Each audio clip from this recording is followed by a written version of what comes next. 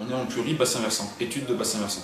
C'est-à-dire que nous, le bassin versant, on va l'étudier un peu plus en profondeur sur 2 jours. Une grille de questions, surtout.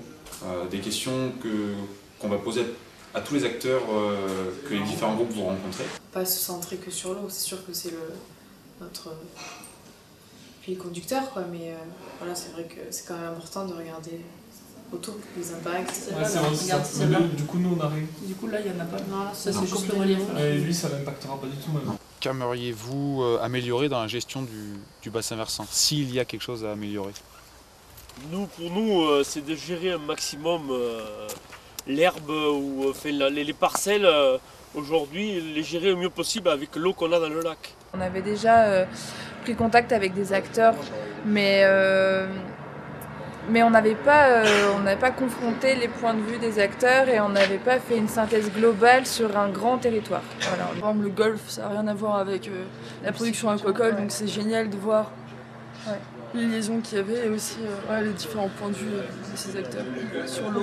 Au sein des groupes, aujourd'hui, on a eu pas mal d'interactions entre les étudiants, même au niveau des visites que j'ai faites, de la visite que j'ai fait hier. Au niveau de l'acteur qui était le golf, ça s'est bien placé. Au niveau des étudiants, il y a eu des questions intéressantes et une envie d'en savoir plus au niveau des problématiques de l'eau et des interactions entre acteurs. Seul chaque groupe est détenteur d'une partie des connaissances qui nous sont utiles aujourd'hui pour comprendre, pour la partager avec les autres.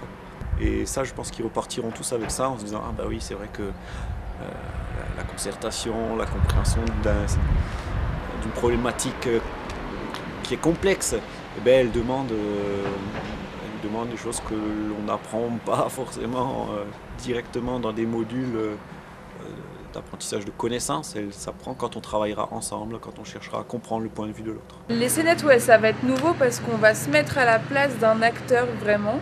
Donc il faut être investi avant, pendant les questions. C'est intéressant de nous jouer en fait le rôle de l'acteur, alors qu'avant on questionnait mais on se mettait pas à sa place. Que là pour une fois on se met à sa place et donc on peut peut-être mieux comprendre son point de vue et donc ses solutions à lui, ses problématiques et prendre du recul après pour l'analyse. N'importe quoi. Tu sais quoi, je souhaite que ça. Et je dois combien pour mon médo?